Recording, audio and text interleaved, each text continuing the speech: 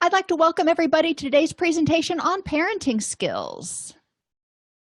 In this presentation, we're going to talk about 6 key areas of child development. And basically, we're talking about the biopsychosocial development of children in 4 stages. And we're not going to do infant toddler today. We're going to start with preschool, elementary school, middle school, and high school.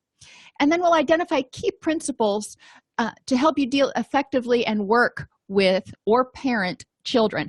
So a lot of what we're going over today is stuff that can be used in a parent education class, and you can decide based on your approach and the people that are coming to your class how heavy you want to go on theory versus practical tools.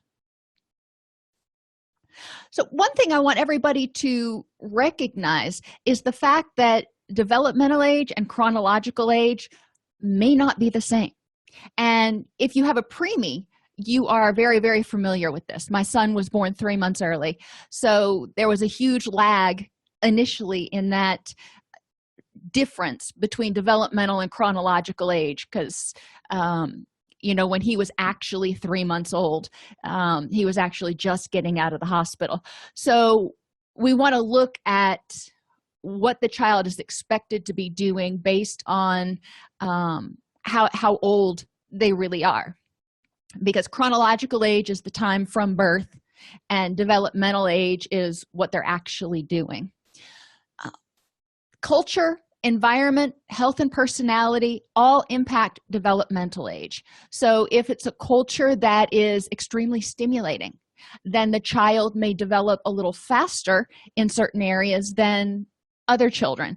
If it is an environment that is very poor in any sort of stimulation. And when I ran the mother-baby unit, we had a 15 slot, I will say, mother-baby unit, so we could have 15 moms and their children.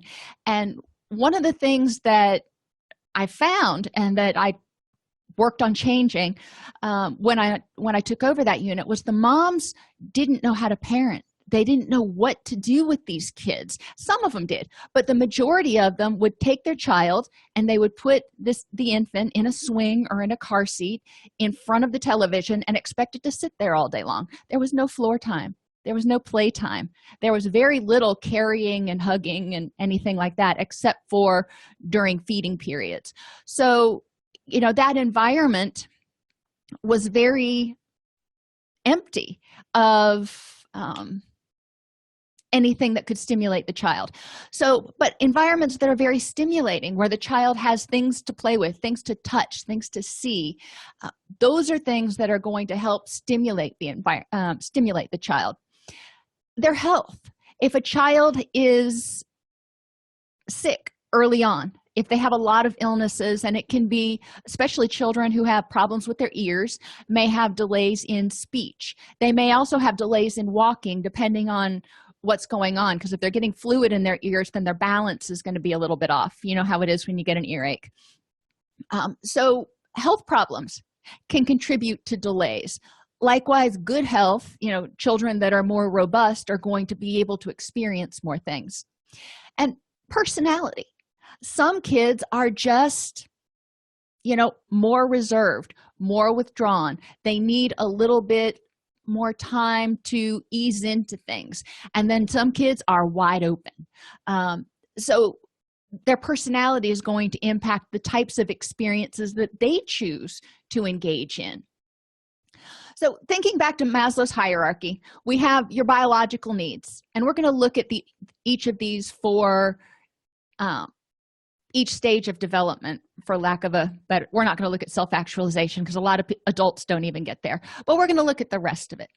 So biological needs. At each stage, the child has to have their health. They have to have adequate sleep and proper nutrition. Safety. They need adequate sleep, and they need to be able to not have nightmares. They need to be able to sleep, not just adequately, but they need to be able to go to sleep and feel safe going to sleep. And they need to feel safe risk-taking. And that kind of sounds contradictory. But if we have a secure attachment, then a child is going to take more risks. I'm not talking about jumping off a building. I'm talking about introducing themselves to someone else, to trying to do something new, to going to preschool. Any of these things that are risks that are taking them out of their comfort zone, they have to know they've got a safe home base to which they can return. And then love and belonging comes along with secure attachment and unconditional positive regard. And self-esteem. Children need to have a sense of self-worth, to know that they're okay. Self-efficacy, that they can accomplish things. And self-awareness. What do I need right now? And most of us can't necessarily say that we are completely mindful at any particular time. So 6 ways children grow. Physically, biological changes happen, and that can be growth spurts, and children experience these when they experience them. For my children, for example, they would go through spurts where intellectually maybe math would be the thing that they were doing and they were excelling at, and it would seem like their language skills would fall back a little bit, and then it would swap, and it was this sort of 2 steps forward, 1 step back thing all the way through early elementary school. And the pediatrician said, yeah, that's just normal development. That's expected. When children are going through growth spurts, they need additional sleep. They may need additional food. They like to eat more. And that can also impact their learning and their attitude and their mood and a whole bunch of things. So we need to be alert to biological changes and the impact that it has on this little human being. It can affect their coordination. And somebody who has never been able to throw very well may not really notice it, but as children, especially in middle school, go through these major growth spurts, they may feel self-conscious, they may be less coordinated, and that can affect their self-esteem and their sense of self-efficacy. Language. They develop their ability to communicate and understand the wants and needs of themselves and others. And it's up to us as parents and clinicians to help children become mindful. In order to understand their own wants and needs, they've got to be mindful. They've got to be self-aware of what those are. Psychologically, children develop self-esteem, individuality, and that sense of self-efficacy. Ethically, now this is a throwback to Kohlberg, and we're going to talk about him in a minute, but this is when children start learning to distinguish right from wrong. And as children grow, the reason something is right or wrong in their mind tends to change. Socially, children grow learning how to build productive relationships and take other perspectives. And cognitively, this is your throwback to Piaget, logic, reasoning, creativity, object permanence, and concrete versus abstract thought. Now, why do you care about all these? Well, because the way we parent or interact with a child, or the interventions that we use, are all going to be impacted by that child's developmental age in each one of these areas. So Piaget in a nutshell, we're just going to hit the highlights as they pertain to this presentation. Piaget talks about thinking, reasoning, and problem solving. In the pre-operational period, the child doesn't really have object permanence and has difficulty understanding, if I put my glasses in my purse, did my glasses go away or not? So they're developing their capacity to understand things a little bit. And there's a lot of fantasy. Concrete operational, which is a lot of elementary school, children still need to see things, which is why they use manipulatives so heavily when they teach math and science in elementary school. It's not because it's just more fun to do it that way. It's because cognitively, children can't wrap their heads around this idea of theoretically, one train leaves the station at 3 p.m. and this other train leaves the station at 4:05 p.m. and they're both headed towards no, the kids are sitting there going, I don't know. But if you have 2 little trains and you start making them move and you're representing relatively accurately in terms of speed and stuff, then they can see how the 2 trains might meet. Love and belonging comes from Erikson, and if you remember his stages of psychosocial development, trust versus mistrust, then comes autonomy versus shame and doubt. This is your preschool age. This is where children are learning to be the masters of their own little person. They're developing the potty training. They are starting to dress themselves. They're probably starting to bathe themselves, and they're developing this sense of independence. This is the terrible twos and the even worse threes. I don't know how to rhyme that, but this is when a child is really learning that no word and trying to set boundaries and get some power and figure out what they've got control over. Industry versus inferiority. So when we're parenting and intervening at that stage, we want to make sure to empower the child within safe limits. And if we have to say no, or if we have to contradict them, we have to help them understand why so they can learn from it. But a lot of times they also want structure at that point. Then industry versus inferiority is your elementary and some of middle school. This is when kids are starting to figure out what they're good at. They're starting to learn how to communicate with others. And what they're good at isn't just science or math. It's also making friends and communicating and being funny and all of those things. And this helps children kind of figure out what their strengths and their skills are. And then once they've got their strengths and skills, they move on to high school when they start developing identity. They start figuring out, who is it that I am? What is it that I stand for? So they take from their strengths and everything, hopefully, and pick from that in order to develop their personal identity. And any kinds of problems in these areas can cause anxiety and depression. So Kohlberg's levels of moral development. Level 1 is pre-conventional. The focus is on the self. Can I do it and not get caught? The question the person asks or the child asks is, what makes me happiest?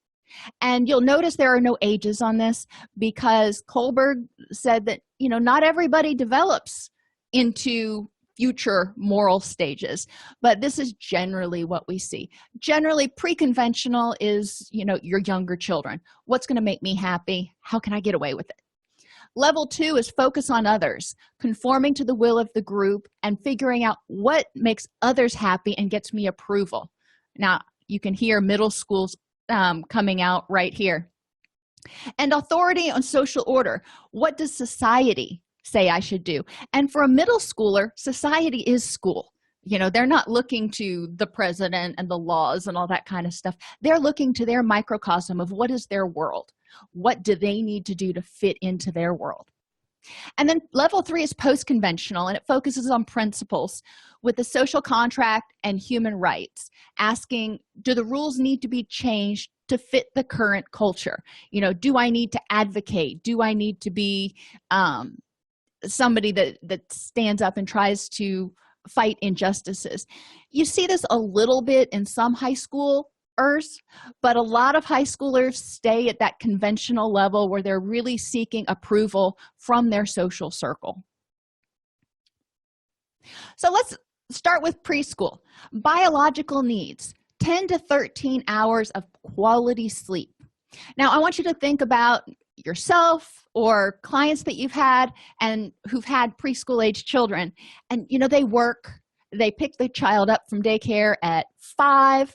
They get the child home, they eat dinner, take a bath, child goes to bed, and then child gets up again. How many of those preschoolers actually probably got a full 10 to 13 hours of sleep?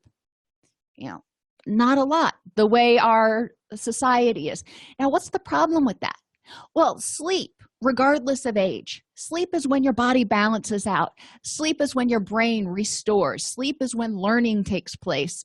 Sleep is when all those neurotransmitters get balanced back out.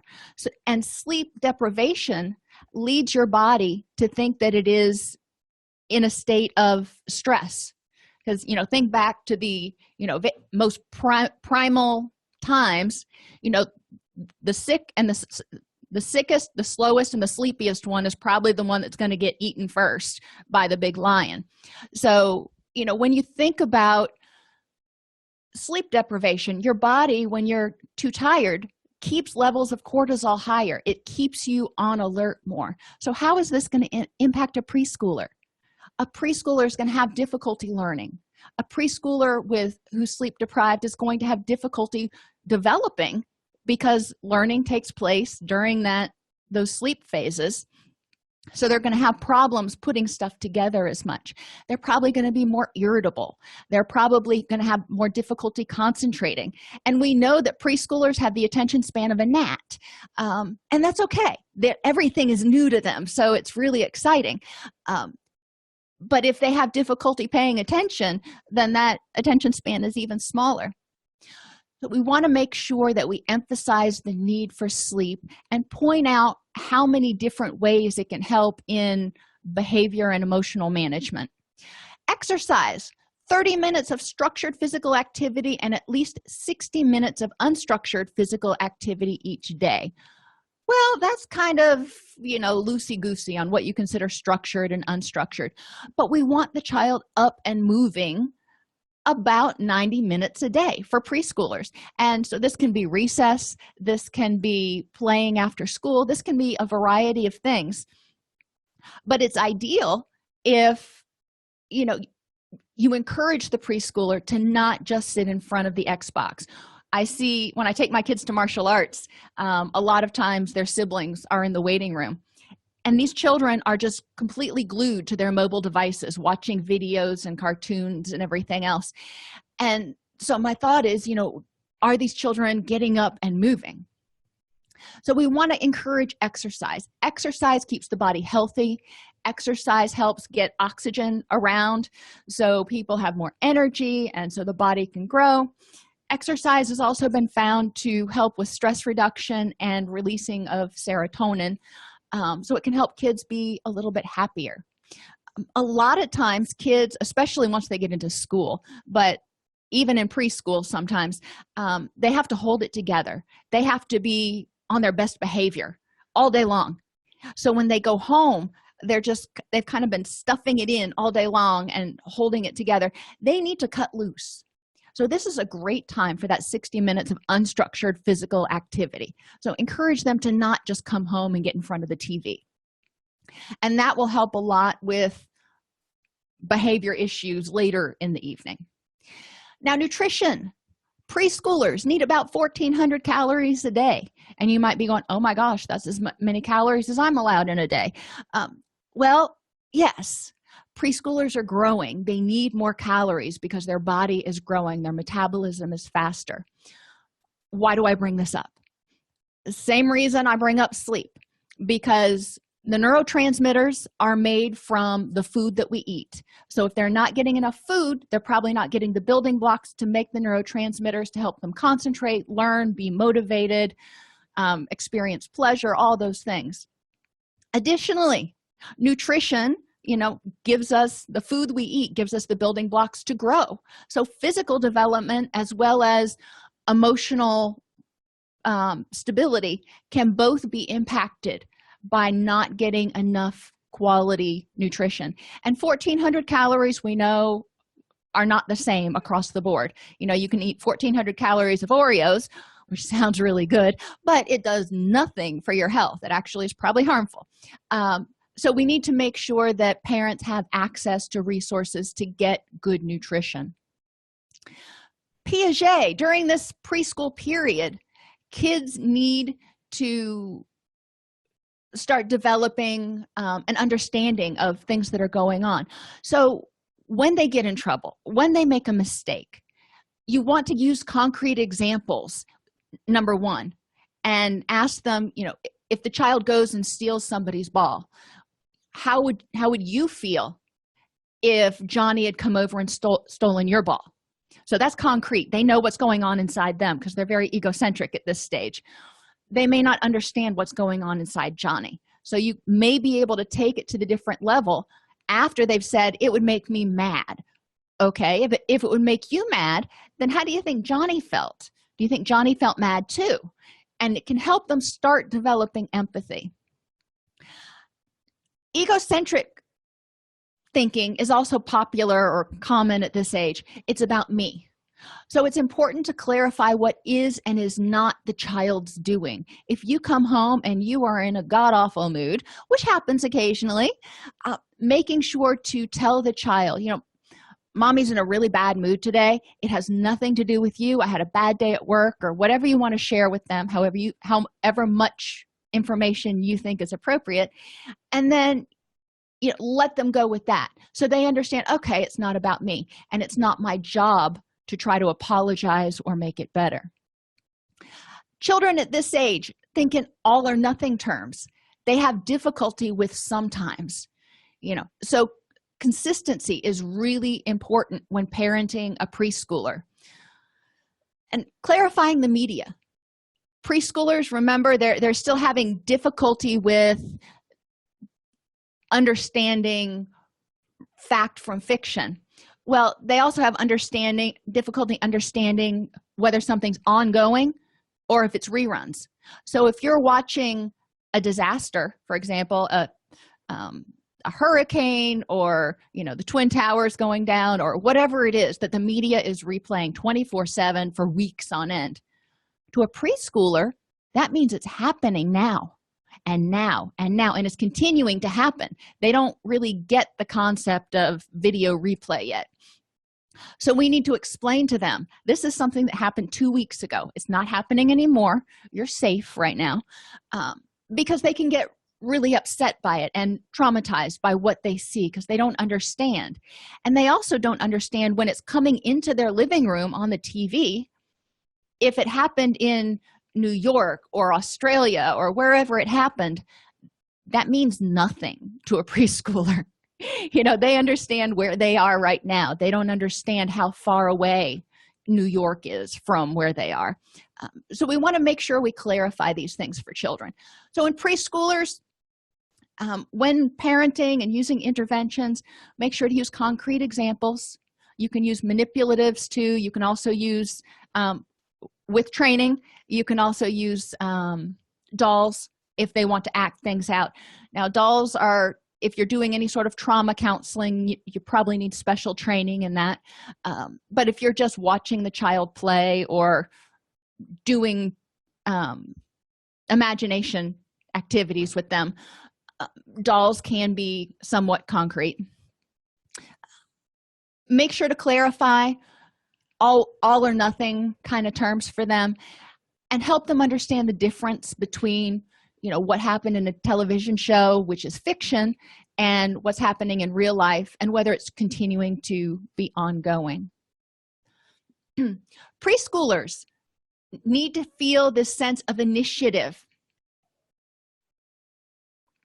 They need to feel like it's okay for them to leave and have fun at school and then come back to mom and dad. They need to feel like it's okay for them to experiment with, in the dress-up corner or on the playground or whatever, with different things to try out their skills. They're discovering this little body that they were born into. So it's important for us to emphasize that parents need to express unconditional positive regard. We're not always going to like the things kids do. That's just the way it is. People don't always like the things we do, and that's just the way it is. We make mistakes, but we're good people. So we need to remind parents to focus on the behaviors. When a child does something, I love you, I don't like this behavior. And there's self-esteem needs. Encouraging parents during this period, because children are going to try things, they're going to take initiative, and it may not go so well. So we provide them unconditional positive regard. I'm proud of you for trying, and focus on and help the child remember the things that they can do. Maybe baseball's not for you, but you were really good at soccer, and help them, start understanding that they're not going to be good at everything all the time, but that doesn't mean that they are less lovable or less important.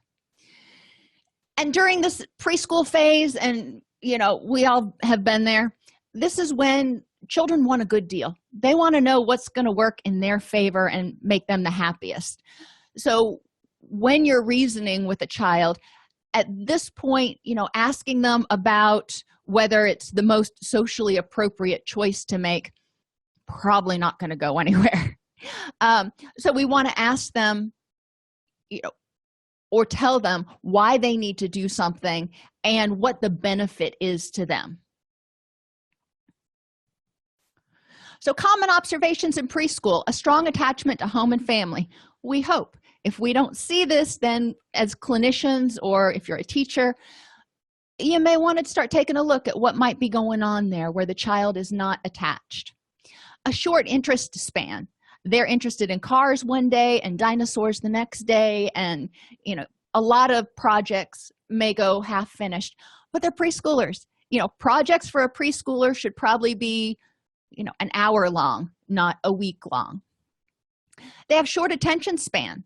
It's hard for them to focus on any one thing, even stuff they're interested in, for extended periods of time.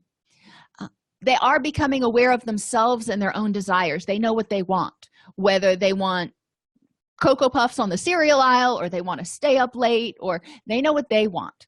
Now, they're not really sure, why they can't have it. So we need to educate them about why they can't stay up until 10 o'clock at night or whatever. We need to set those boundaries.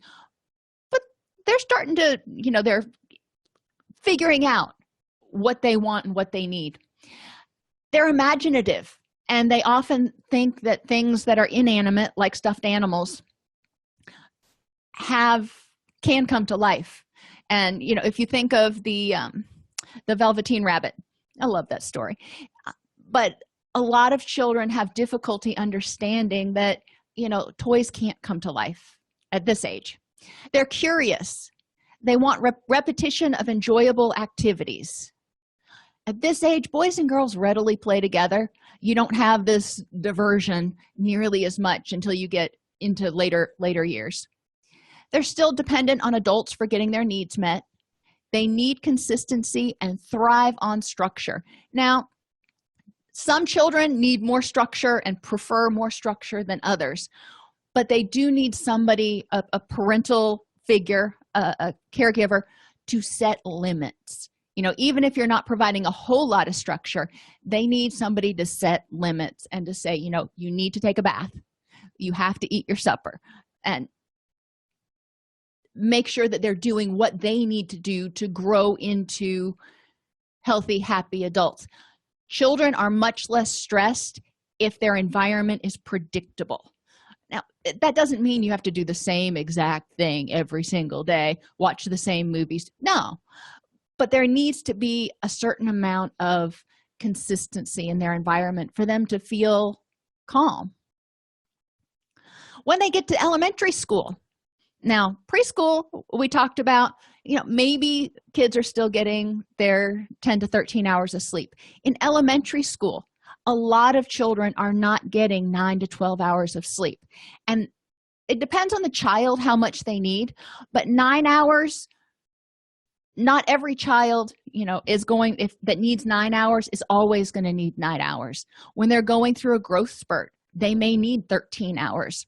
So we want to encourage children to start paying attention to their bodies, and when they're sleepy, to go to sleep. If that means they're going to sleep at 7 o'clock, that's okay. But we do, as clinicians, we want to encourage parents. As parents, we want to be aware that children at this age need this much sleep. So we need to kind of work our day and our schedule around it to make sure that they're getting that, so they can learn, so their body can develop, and so they can feel more emotionally stable. At this age, they need 1,600 to 2,000 calories. That's a lot of calories, but they're growing. And, I put the link in here to the USDA website that recommends how many calories for each age group, so I'm not just pulling it out of thin air. But we want to make sure that children are getting this amount of healthy, quality food. Sometimes that can mean experimenting and exposing them to new foods and new experiences. They need to be moderately active 60 minutes a day, at least 5 days a week, or have at least 11,000 daily activity steps on a pedometer. Oh my gosh.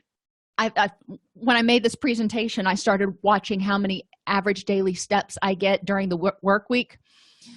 It's nowhere near 11,000 steps. So that's encouraged me to up my goal.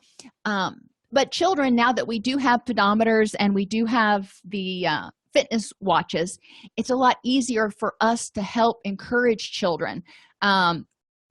At my house, we compare our steps at dinner each night to see how many steps, and my daughter always wins. But it's a little competition between the family, and it's something we can talk about. And if most of us haven't met our goals, then we'll go out. We live on a farm, so we'll go out after dinner and walk around the pond or do something in order to get a little bit more activity. During this age, cognitively, they still need concrete examples.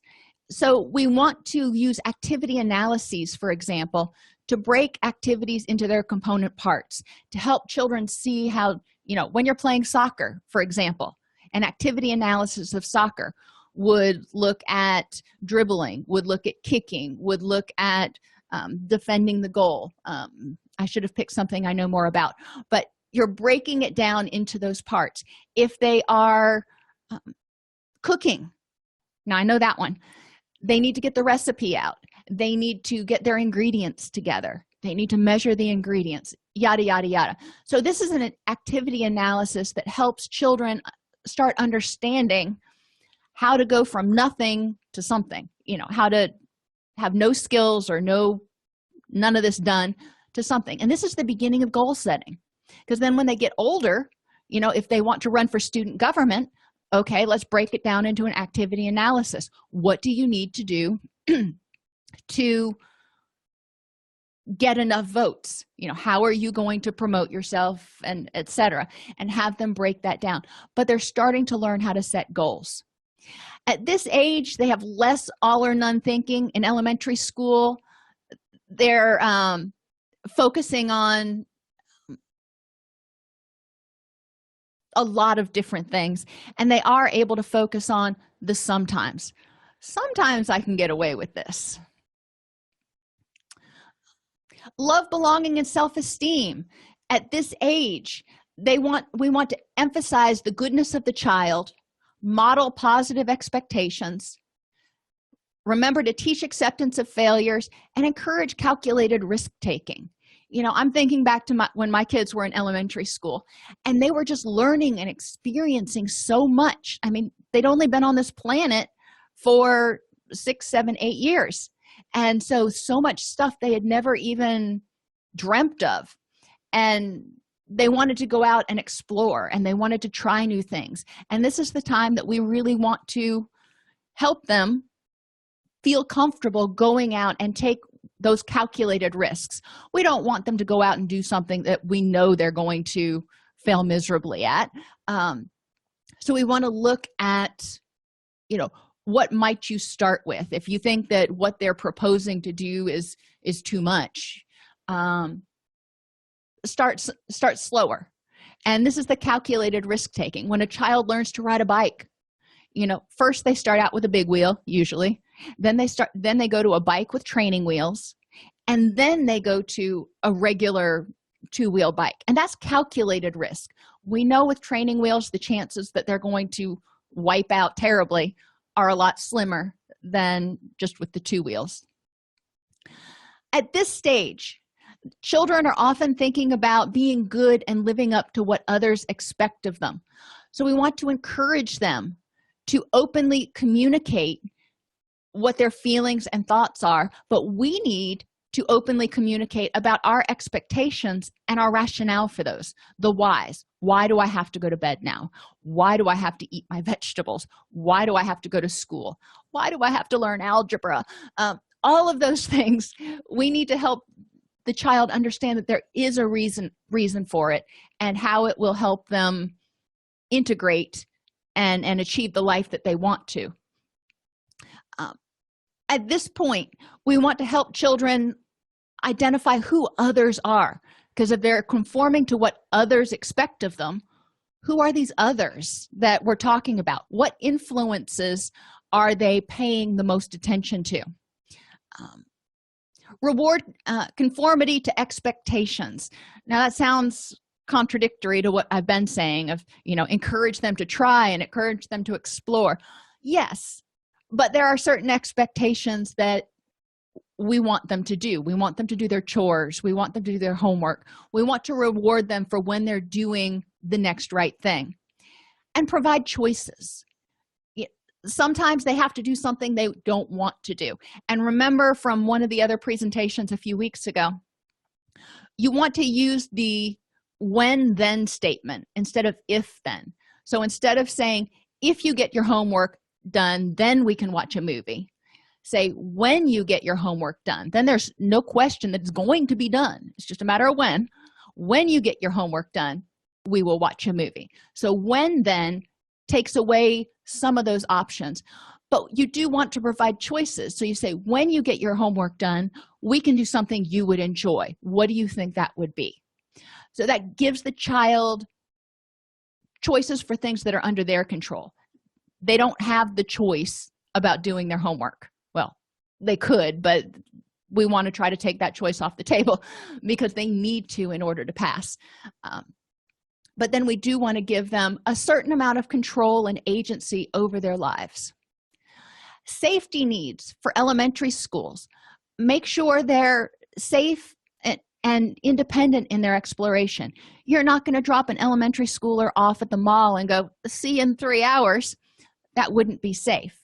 But we do want to let them start feeling like they can leave the house and be safe. They can play outside, or they can join a scouting team or scouting troop where you're not the scoutmaster. You want to encourage them that there are safe places outside of home that you can explore and meet new people.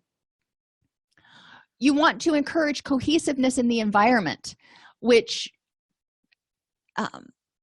promotes a feeling of confidence that the environment is predictable and things will probably work out as well as can be reasonably expected. Now, not going to work out perfect all the time, but cohesiveness in the environment means that, if you take a chance, for example, and it doesn't work out, all right, well, you can come home and you're going to be welcomed with loving arms. So, yeah, it didn't work out perfect, but it worked out as well as could be reasonably expected. You tried something, you learned something about yourself, and you're still loved.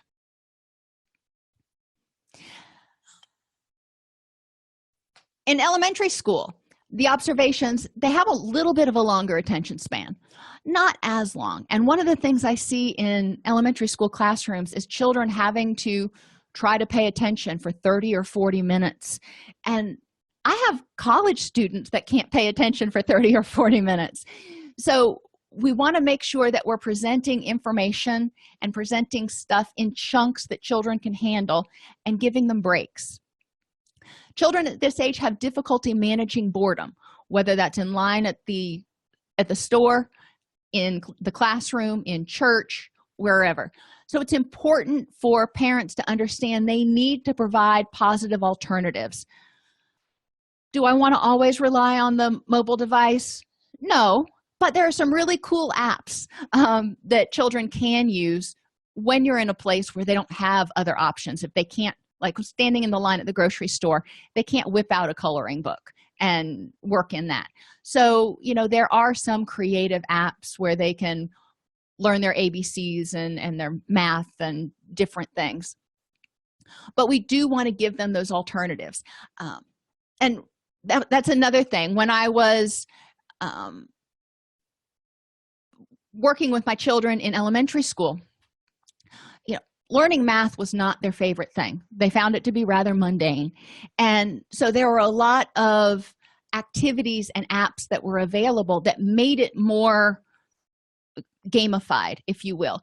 And that helped them become more engaged in learning because it was more of a contest. If you do all these things, if you get all these problems right, then you get a prize at the end that you can, do something with. And that helped them. So that was one way to help them manage their boredom. Now, you can argue the downside of that means they never learn to deal with boredom. And we're seeing that in the millennial generation where everything has to be gamified. But, that's a parenting choice. And the question comes in, is it okay for them to be bored and learn to be centered? It is. We just need to make sure that we're taking into account everything that's going on. A little bit of boredom here and there when children are younger is not a big deal. 3 or 4 minutes if they're standing in a grocery line.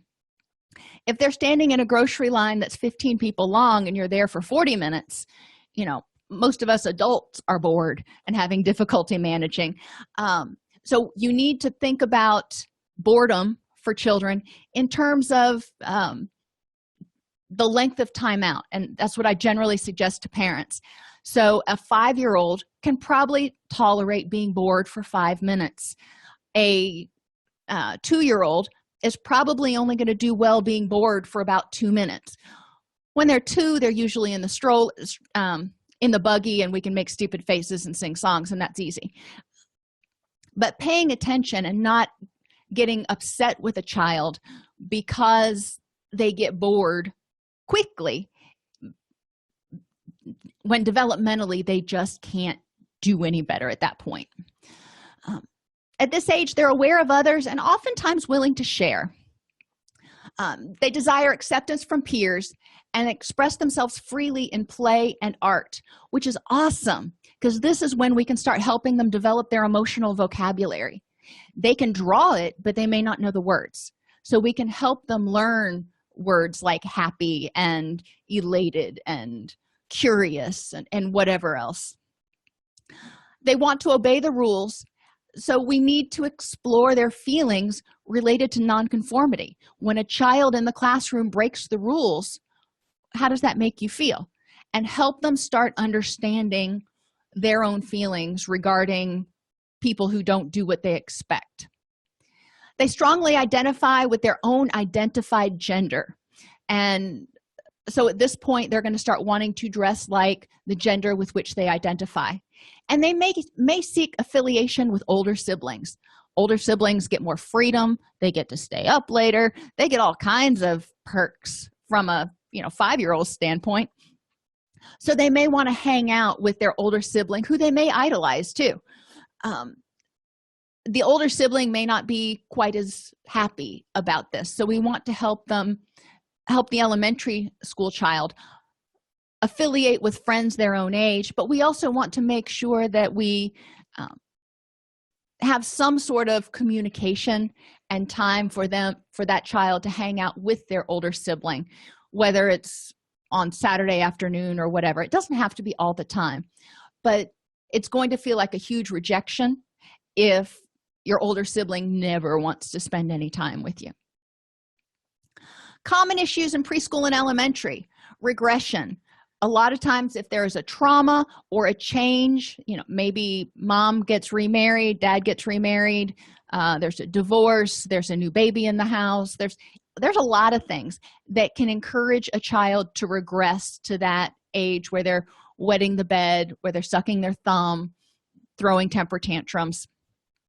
Complaining and whining often goes up at this age. They figure if they can just make it feel like dragging fingernails down a blackboard long enough, they'll get their own way. Temper tantrums and a sense of entitlement, biting and hitting, oppositional behavior. They're trying to individuate a little bit at this point, so they may not know how to set healthy boundaries and communicate what they need to, and they may be saying no in order to try to get a reaction. They may have shyness and social anxiety, sleep issues. They may start splitting parents. So they'll go to mom and ask if they can go over to Johnny's on Saturday. And if mom says no, they turn around and go to dad and say, can I go to Johnny's on Saturday? And if dad says yes, then they are pitting the parents against one another. I had clients that used to do this in residential treatment all the time. And technology is another issue. Parents arguing about how much time on technology is appropriate and children not wanting to be separated from it.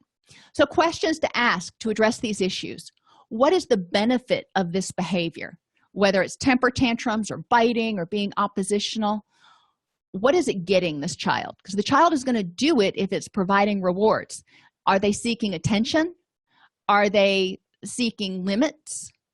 Are they trying to decompress? They just don't know any other way to get rid of all this stuff that they've built up over the day.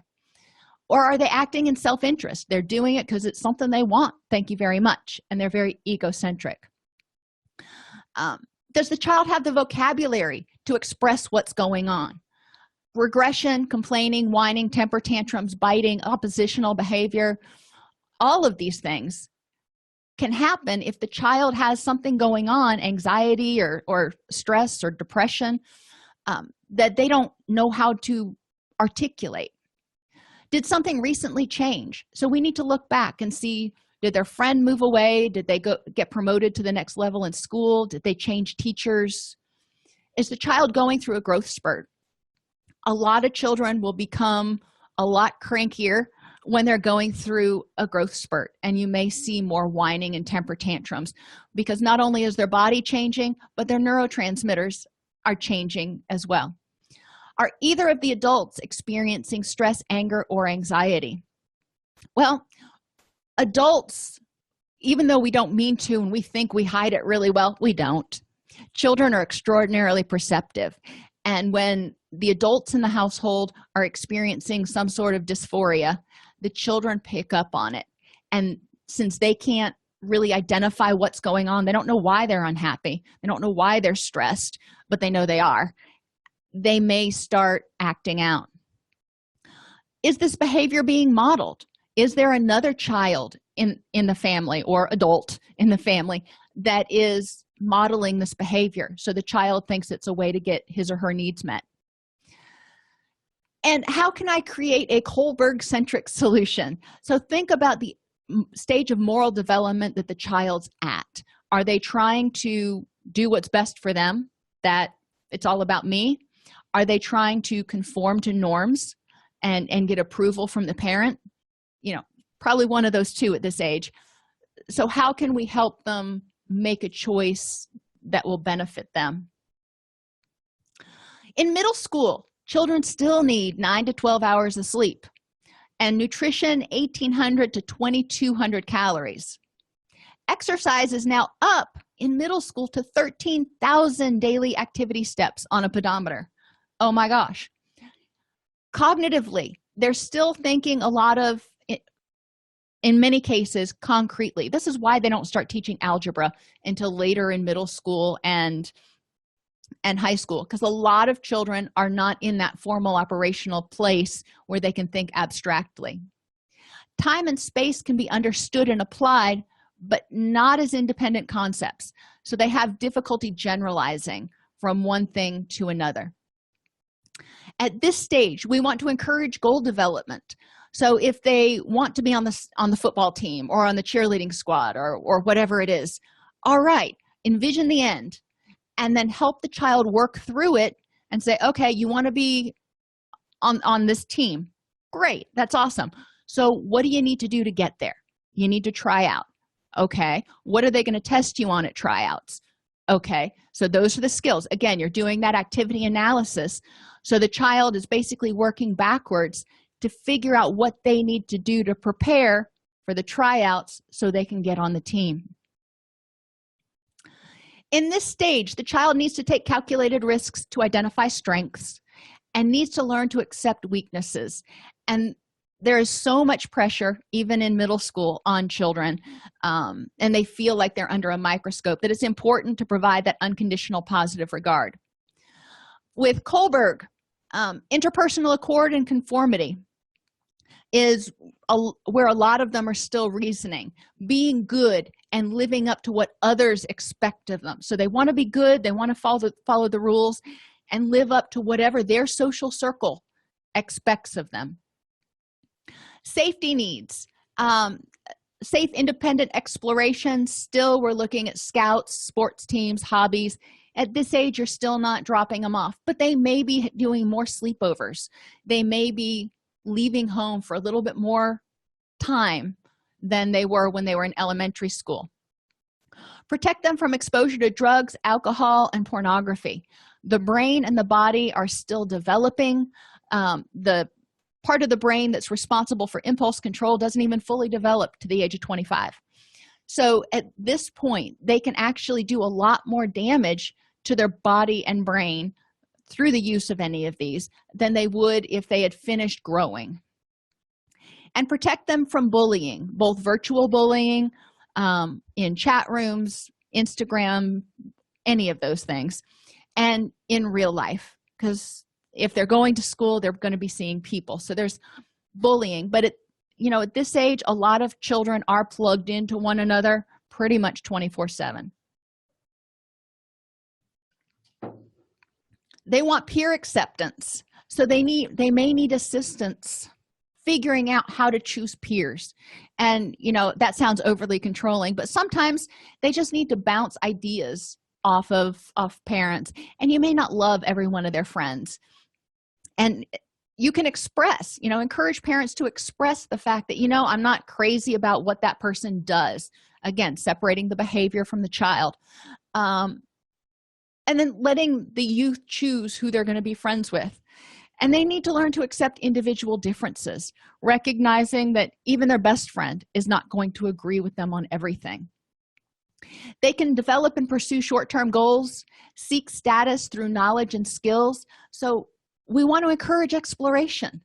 If their status is through their knowledge of science or their knowledge of drama, well, let's encourage them to really hone that knowledge and become experts in that thing that they are so interested in. They're concerned with physical size and appearance, and they have the beginnings of puberty, which throws a lot of them into a tailspin because now hormones get in there. And hormones, testosterone, progesterone, and estrogen all impact the availability of certain neurochemicals like norepinephrine and serotonin. So it impacts their mood. The sphere of influence becomes peers and media. Parents, not so smart anymore. Peers and media are the ones that are communicating to them. So it's important for parents to remember they need to maintain open discussions and monitor internet usage, including on mobile devices. There are apps you can put on that your youth cannot take off unless they're really good at breaking into their computer. But there are apps you can put on their mobile devices that can block them from adult content even when they're not on your home network. Biological needs. In high school, they still need 8 to 10 hours of sleep. Now, I know when I was in high school, I didn't get 8 to 10 hours. I got 6 if I was lucky.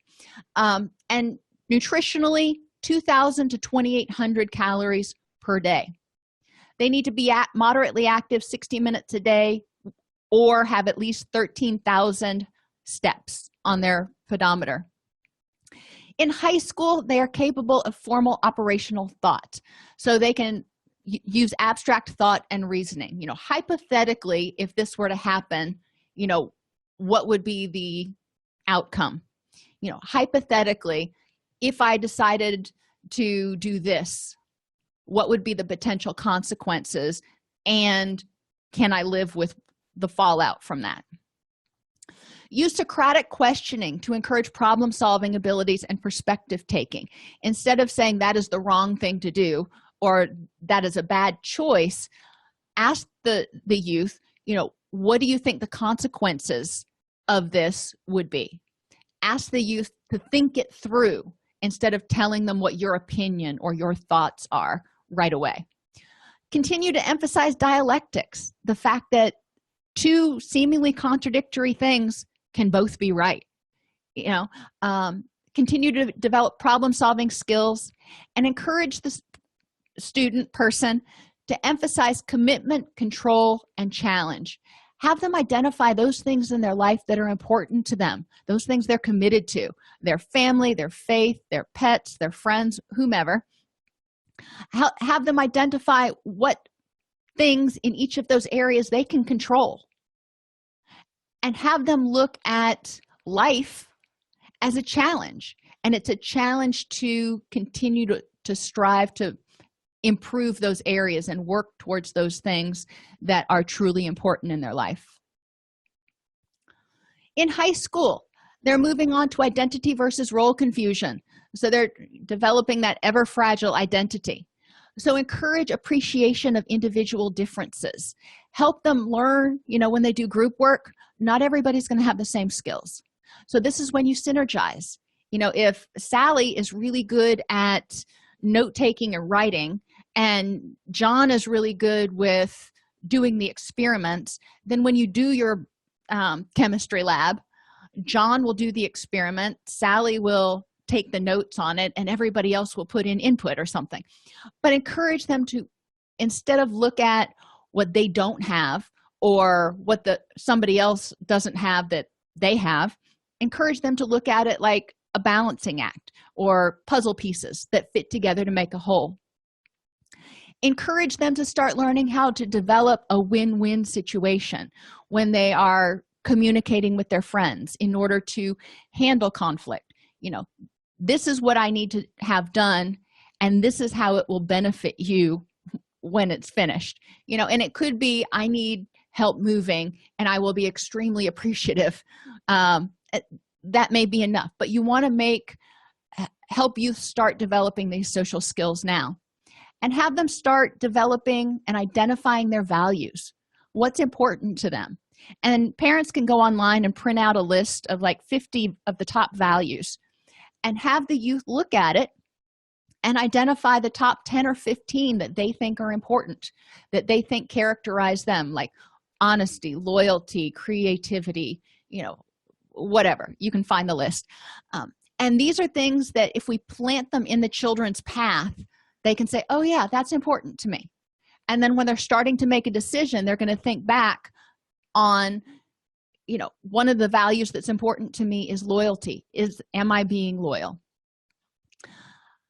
In terms of moral reasoning, they're still often looking at being good and living up to what others expect, mainly from that social circle now. Oftentimes, social obedience is a must during high school. So they're working on trying to please their friends and their parents at the same time. It can be a very stressful situation, which is why it's important for us as parents, or for us as clinicians helping parents, to help them figure out how to help the youth navigate. How can you create a win-win? Your friends want you to go out and stay out until 2 a.m. on Saturday night, but your curfew's 12. How do you work that situation? Safety needs, we still need to protect them from bullying. And at this point, they're going out on their own. My son just started driving. Oh my gosh. We can't protect them. We can't, control every aspect of their life, but we do need to make sure that we provide them as much safety and knowledge as possible when they're going out there into the world. In high school, common observations. There's a strong desire to either conform or to rebel. And, a lot of times when people are rebelling, they are with a social group that is rebelling. They're not just out there on their own, but sometimes they are. So we want to look at what the youth is embracing. Help them develop psychological flexibility. What does that mean? That means becoming aware, becoming mindful of how I'm feeling, what I'm wanting and needing right now. And then you have two choices. You can engage in thoughts and behaviors that move you away from those things that you already identified as important, or you can engage in thoughts and behaviors in relation to this situation that will move you closer to those things that are important. So if a student hates school, and it's not uncommon to hear that, all right, that's what's going on right now, but you want to be a computer programmer when you grow up. All right, that's important to you, to have a career that pays the bills, and this one you chose computer programming. So does avoiding your homework help you get closer to or further away from that goal? Well, further away. Okay, yeah, you want to avoid your homework, but probably not the best behavior to do in order to help you get closer to your goal. So encouraging them to accept how they feel in the moment and make choices about what to do about that will help them to get closer to those things that are important. And it works really well if you chart it out for them. And increase capacity for, whoops, I skipped ahead. They seek belonging at this age. They are competitive outside of the group rather than within. So we want to encourage our youth to challenge groupthink by using dialectics.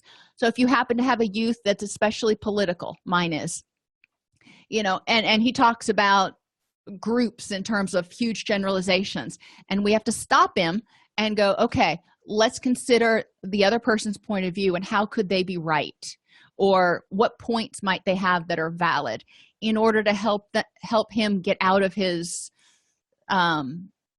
single mind. They have intense feelings and emotions.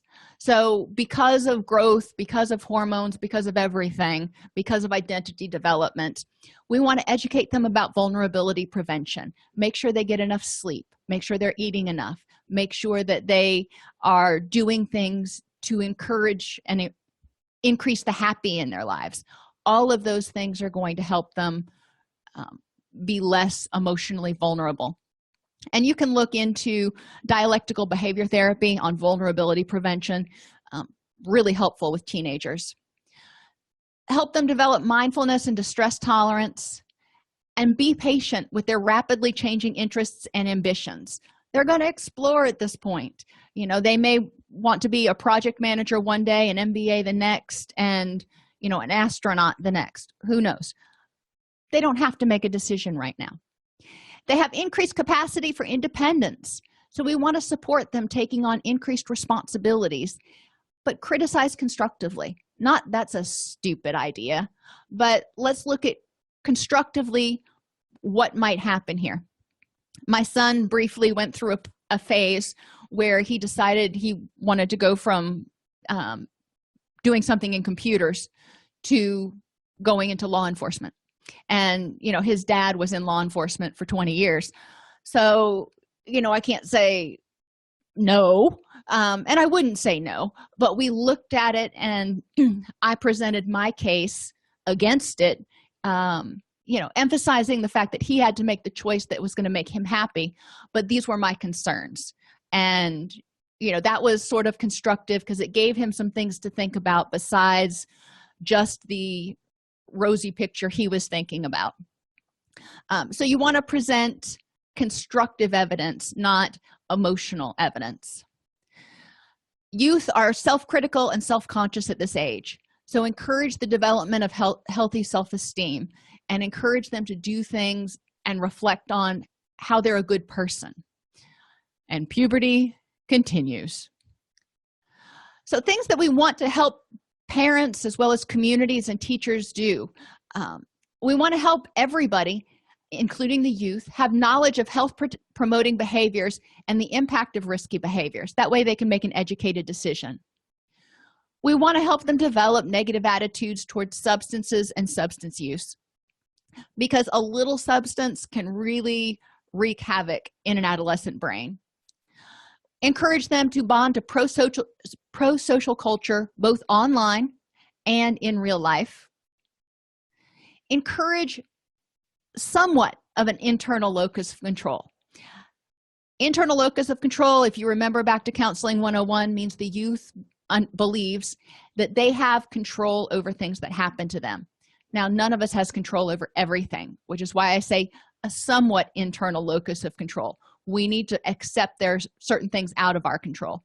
But when they feel like they've got agency in affecting a fair amount of things in their life, they're going to fare a lot better emotionally.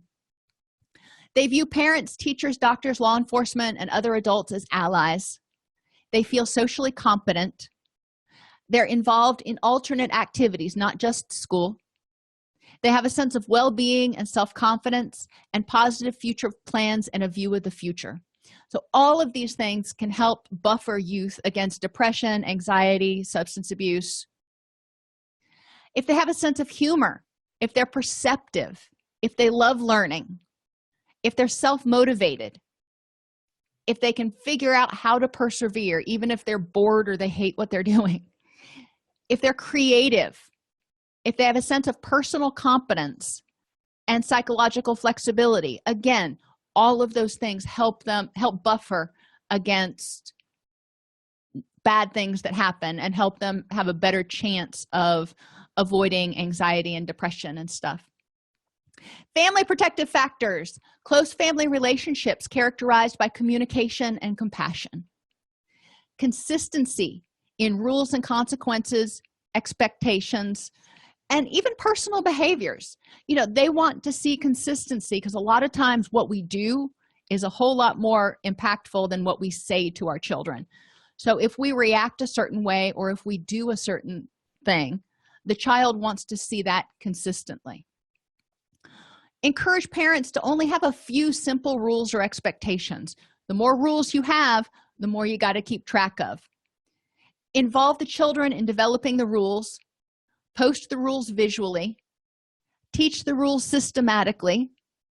And reinforce the rules initially at high rates, especially when you're talking about young children. For example, when I switch up chores at the house, I have a check sheet that each child goes through. And initially, after we switch chores or chore duties, I'll go through and I will check chores every single day. And then I will back off to once a week and then once a month. But initially, I'm giving them feedback relatively regularly. Mindfulness that is monitored or that is modeled in the family can help serve as a protective factor, so children learn to become mindful. Families that encourage education and parents that are actively involved in education. Even if you can't help Johnny with his homework, if you're actively involved, then it goes a long way to helping him push through. A family that models positive coping skills and health behaviors provides a learning environment for children to develop and grow. Same thing if they teach life skills, doing laundry, making meals, etc. A family that encourages supportive relationships with adults outside of the family can also be a protective factor. And this doesn't mean everybody, but this can mean, teachers, clergy, scout troop leaders, whatever. So youth learn that there are trustworthy people in the world. Encourages supportive relationships with adults, shares family responsibilities, and family members are nurturing and support each other, appreciating one another generously. So you're not only hearing from somebody in the family when you've done something wrong. It's important that people regularly nurture one another with kind words. Peer protective factors include pro-social values, intolerance of bullying, health promoting behaviors. So peers that are into exercising and eating healthy are going to greatly influence one another. Peers model effective interpersonal skills. Relationships are characterized by trust, communication, and mutual support. Peers are mutually involved in substance-free activities, and they disapprove of alcohol and drug use. Remember, peers are pretty much the greatest influence on youth at this age. School protective factors that we can help develop. Positive attitudes towards school. What is it that you're getting out of this place? What are some benefits to your school? Regular school attendance. A school that encourages goal setting, academic achievement, and positive social development. A positive instructional climate. Leadership and decision-making opportunities for students, parents, and community members, so everybody feels like they're involved. A school can sponsor substance-free events to give youth something to do when school's not in session. And schools need to be responsive to students' needs for safety, affiliation, stimulation, and diversity of experience. So we need to be sensitive to youth and provide them opportunities to engage one another, not just to be there for 8 hours to be taught to the test. Community protective factors, opportunities for community involvement, including volunteering, laws that are consistently enforced, informal social control and norms that encourage pro-health and pro-social behaviors, Community service opportunities, resources. Now, obviously, this pertains more to the parents than the children, but children need to have safe housing, health care. They need to have somewhere to go, so childcare is important. It's important that parents have jobs, or access to some sort of income, so they can have less stress and they can afford to keep a roof over the head. And there needs to be recreation opportunities, parks. It doesn't have to be organized stuff, but places children can go to recreate. And comprehensive prevention focused programs available for parents of children and adolescents can be super helpful. And I found that attendance at those tends to be best if they're held in libraries or community centers. So 7 parenting tips and tools. We're almost to the end, people. Promise. Consistency. Be consistent in what you do, what you say, what you expect. Provide unconditional positive regard, remembering to love the child and dislike the behavior. Provide positive redirection by identifying the function of the behavior that you don't like and helping the child find an appropriate alternative way to get that need met. So, for example, if you want my attention, instead of saying, "Mommy, mommy, mommy," every 5 seconds until I turn around and I go, what can you do to get my attention that's positive? Or instead of running around in the aisles on the airplane, what can you do when you get bored? Effective communication between parents is important, so everybody's on the same page. And with the child, being age appropriate, helping them increase their emotional vocabulary, and teaching them active listening. And I think most of us have done that occasionally with our young children when we've said, "Okay, what did mommy just ask you to do?" So they're learning to paraphrase a little bit. And as they get older, we don't have to say, "Now tell me what I just said," but they're a bit more used to it. Model communication, coping, health behaviors, positive relationships, mindfulness, and self-awareness. So if you're having a rough day, if you're exhausted, acknowledge that you're exhausted and go take a nap or something. Model appropriate behaviors for self-care. And vulnerability prevention. Help children learn why it's important to eat enough, why it's important to get good enough sleep, why it's important to take a bath with soap. So behaviors that persist over time are usually working for the child. Got to remember that and go, okay, what's the benefit and how can we find a different way to meet this need? Challenging behaviors often have a message and serve a purpose. So again, ask that question, what's the purpose? Positive directions involve asking the child to do something instead of asking him to stop doing something. So instead of saying, "Stop hitting your sister," say, "When your sister upsets you, I need you to come tell me," or "Go to your room," or whatever the case is that allows Johnny to have another response option. If the child were given alternative appropriate behaviors, they're often going to use those in place of challenging behaviors. They just need them. Building relationships assists youth in learning to communicate, encourages feelings of empathy, and provides a supportive environment in which children can learn and grow. And finally, children of all ages may need activities to minimize inappropriate behavior. I mean, even adults do sometimes, but they don't have to be physical activities. So we can encourage children, if you're having difficulty sitting still, what can you do? Can you draw? Can you color? Can you write? Can you think about something in your own head in order to help them to learn to tolerate those times when they may be bored or stressed out? All righty. I saw a lot of stuff that went through.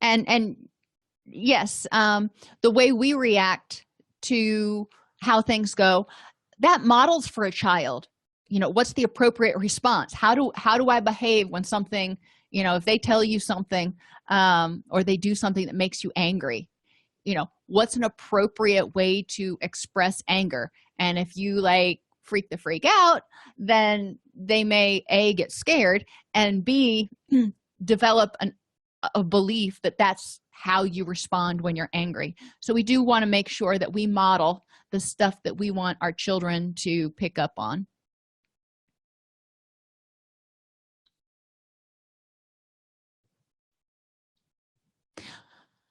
Alrighty, everybody, I'm sorry I ran a little bit over today.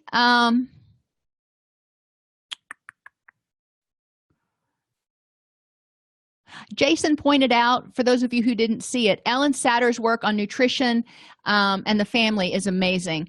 So you may want to check that out. I'm sure you can Google it. Ellen and Satter is Sattyr.